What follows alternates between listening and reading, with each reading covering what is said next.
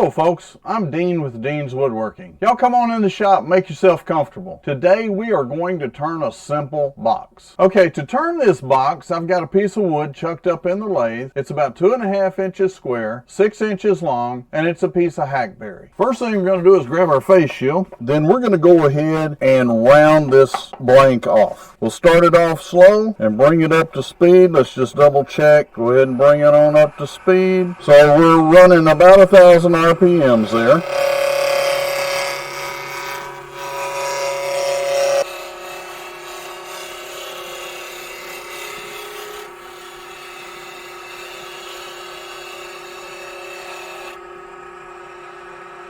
It's riding smooth, that means we've got it round. It's going to be some nice looking wood in that box. Okay, so now we are going to put a tenon on each end. We're going to take our skew and go ahead and make sure we've got this end square.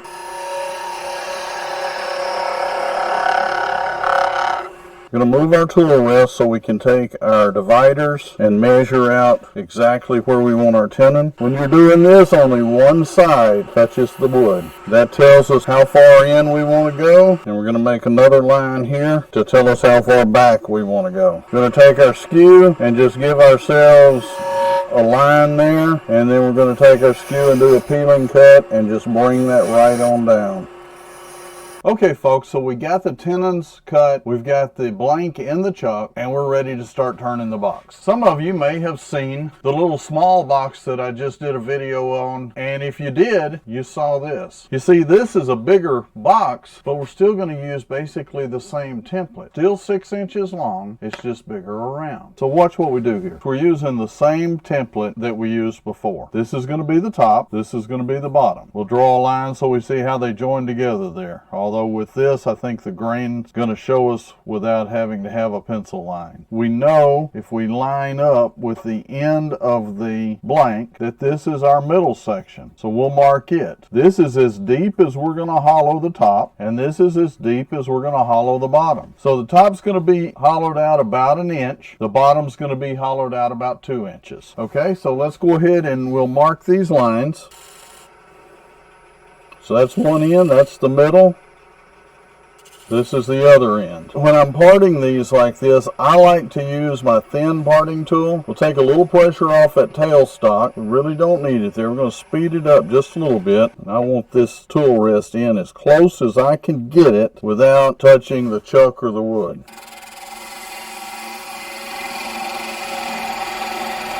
We're going to cut in as far as we can safely cut in, and then we'll just take a saw and cut that on in too.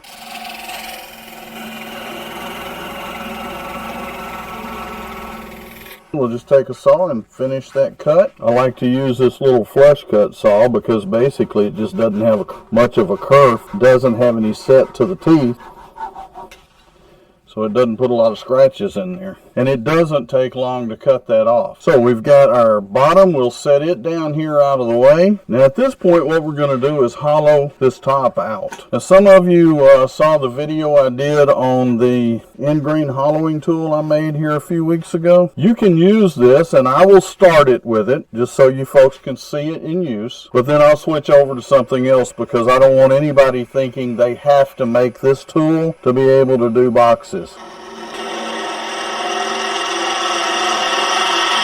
A couple of things I learned about this tool, and I haven't done it yet, but I am going to make a mark when that front cutting edge is straight up and down because it won't cut at all other than to drill at that point. See, it'll drill, but that's about it. And I know at that point it's not grabby, it's not catching. As you rotate it clockwise, it becomes more aggressive. So I just wanted to show you guys, I love using the tool. We're going to reach over and just grab a bowl gouge. There's numerous tools you can do this with. Do it with a scraper. Obviously a bowl gouge cuts good there.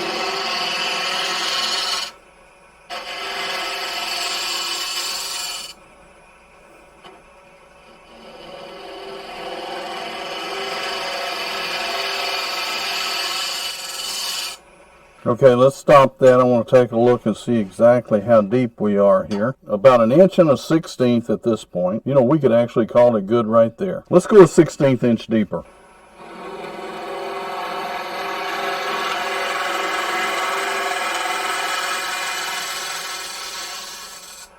Take a look at that. I believe that looks good. I'm just going to take my skew. I'm going to run it straight up in here just so that I know that we have a little recess there that's straight. And at this point, I'm ready to sand out that interior. So I'm going to go ahead and pause the video while I'm doing sanding. I think most everybody knows how to sand, and if you don't, shoot me a comment and a question, and I will do a video specifically on sanding. But while I'm doing the sanding, please, if you don't mind and you like what you're seeing, go down and hit the subscribe button, leave me a like, and ring the bell so that you get notified when I release other videos. I don't want you to miss anything, okay? So we have got the top sanded out. We've got the bottom mounted on the lathe now. So let's go ahead and we'll fit the tenon to go in through the top, and then we'll hollow out the box. Okay, first thing I'm going to do is we're going to make us a pencil mark of exactly how far back we want that tenon to go. And I'm thinking right about there, about 3/8 of an inch is where we're going to be. And we're going to come in and we're just going to make us a quick mark there. Then we're going to measure with our dividers exactly where we want this to be. So if we get our dividers where they just fit, I'm going to open that up just a touch so they're really snug in there. We'll mark this knowing that we're probably just a little bit big. Don't just rapidly go down to that line thinking that that's going to be a perfect fit, because you will absolutely end up too small. Murphy's Law will take over. So what we're going to do, we're going to come in, we're going to do a shaving cut. We're going to go almost to that line, but not quite. And then we're going to put just a little bit of a bevel on that. Why the bevel? Let me show you. Doesn't quite fit yet, which is exactly what we expected. So now we know we're safe to go down to that. So again, we'll come in with a peeling cut. We'll come almost to that mark. And we'll make us a little bit of a bevel. Again, we're going to stop. We're going to check the fit. Still, we're not quite there. Hopefully you guys are seeing the process, because that's what I want you to figure out here. At that point, we know we can come down to the edge of that bevel. But don't get too aggressive with that. We're going to come in with a little more bevel, and again, we're going to check it. Now we're just starting to see that bevel fit over that. Not really fit, it's just going over the edge just a little bit. So we're going to bring that down just a little bit and come in with just a little more bevel. Again, I hope y'all are seeing this process. Now, we're on there just a little bit, and so what I'm going to do is I'm going to turn this. That's going to create a little bit of a burnishing on that wood, and by looking at that burnishing, I know about where I need to go down to, but do not take away the burnishing. Again, don't force it on there. You can split the wood. You don't have but about 1/8 of an inch on that. For every 64th you take off of this side, you just took a 32nd off, because you're taking the same thing off the other side. Main thing is, be patient.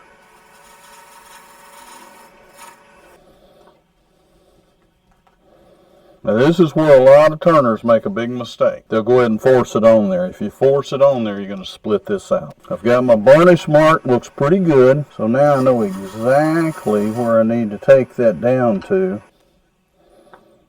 Got us a perfect fit, folks. We took out a minimal amount of woods. We still have a pretty good grain match there. So now that we have got the lid fitting on this base, we're going to go ahead and hollow out the bottom, all right? One of the things that I will normally do is I will take a small slice off of this end with the skew, just because that was cut with a parting tool. And so it's not the cleanest cut in the world.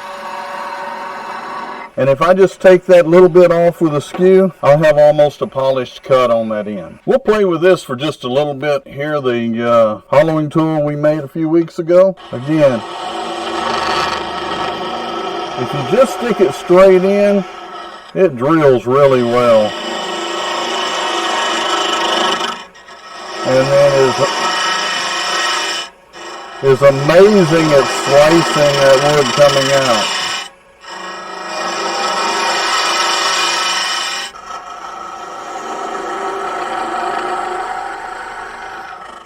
So we drilled in once and we just drilled in again. So we're roughly drilled in about 2 inches.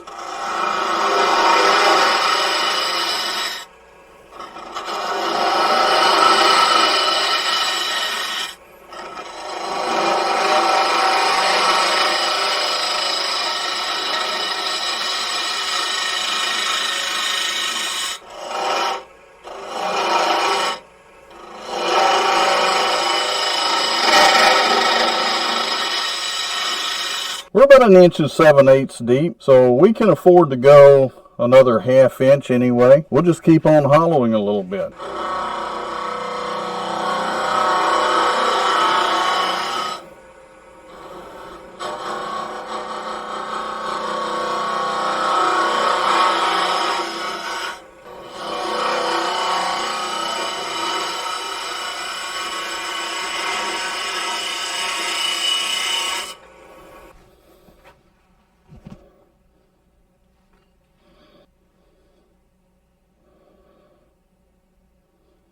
I'm going to call that just about perfect. I'm going to hit this with sandpaper on the inside and I'll be right back. So we've got the box put together. We've got it back in the chuck. I've brought the tailstock up and we're going to go ahead and start shaping the outside of that box. So the first thing we're going to do is just make a cut down the length of the box to make sure that everything is even and everything is lined up.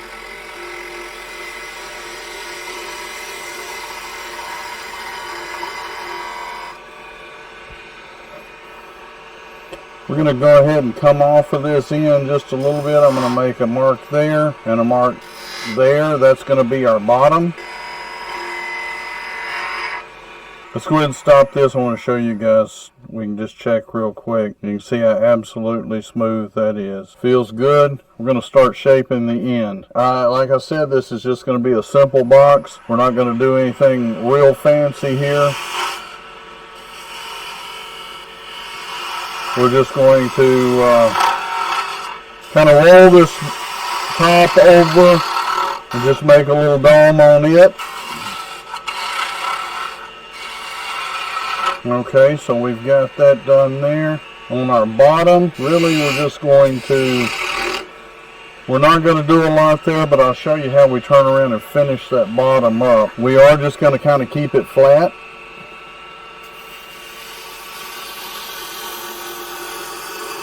So we'll get rid of a lot of material here.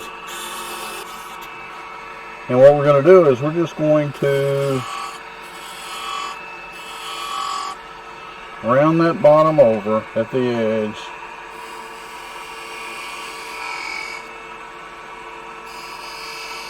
We're going to bring the guitar string in and put a burn line above and below that mark. I'll tell you what, folks, I want to take just a minute. I want to sand this outside real good before I go ahead and turn it around, and I'll be right back, okay? During the sanding process, I decided to make an addition to the box. Let me show you exactly what I did. Right there where the box splits, I decided to go ahead and put a burn line there as well. Okay, so I've got it sanded to 320. I'm going to go ahead and take this last little nub off here. We'll get as much of that off as we can before we move the tailstock.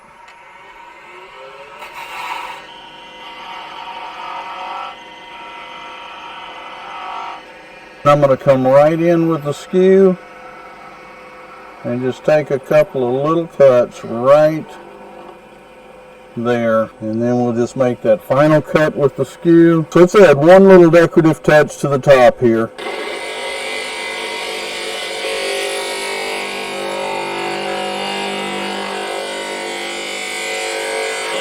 Stop that and take a look and see how it looks.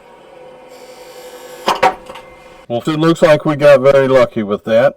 We didn't tear anything up, and so we need to figure out exactly what we did that made that happen. Some of you may not know. Some of you may be sitting there going, oh, Dean, I know exactly what you did. Well, hopefully you do know exactly what I did, because I came in with a point tool and I came in with it up. It should have been flat or slightly down. So let's try that one more time. And see, it is no problem when you do it correctly. Now what we're going to do, we're going to take this same tool, I'm going to put it even more of an angle, and I'm going to go from the inside out in an arc.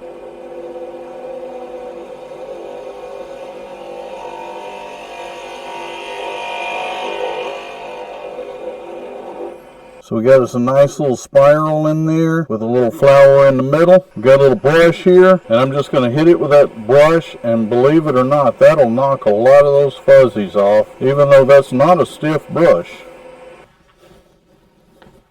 Okay, so what we're going to do is we're going to go ahead and part this off, and I'll show you how to turn around and finish the bottom. Okay, now you can see exactly what we've got there. We've got it hollowed out in the inside. We've got our bottom here that we need to finish off. So how are we going to do that? We're going to jam chuck it right back in here. Okay, so what we've done is we've measured our inside diameter, which we know is going to be a little bit too small. We're going to go ahead and mark that on what's going to be our jam chuck. Once we've got that marked, we're going to come in with our parting tool, and we're just going to make a slight cut right in there.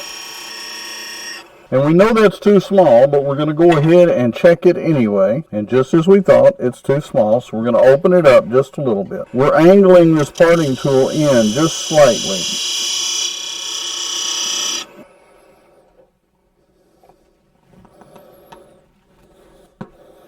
Okay, we're close. We need to straighten that parting tool up just a little bit. So we're not going to bother that outside part.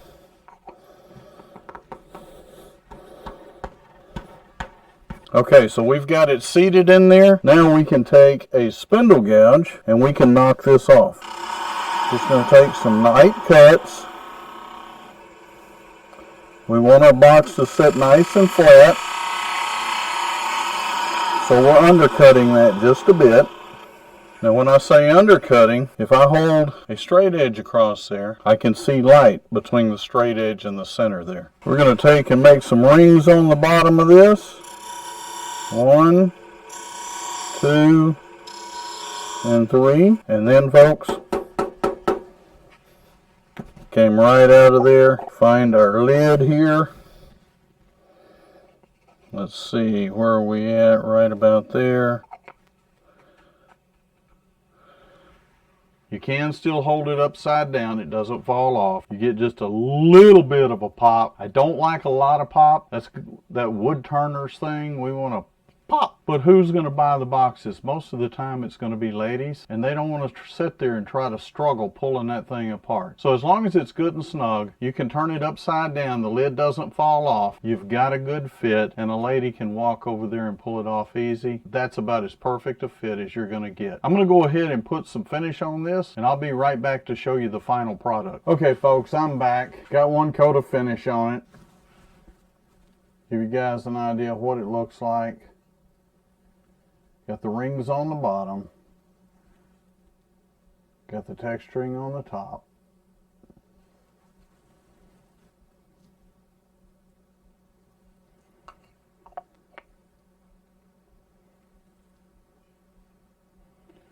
Pretty decent grain match all the way around. Thanks for watching. Stay safe, stay healthy, and happy turning.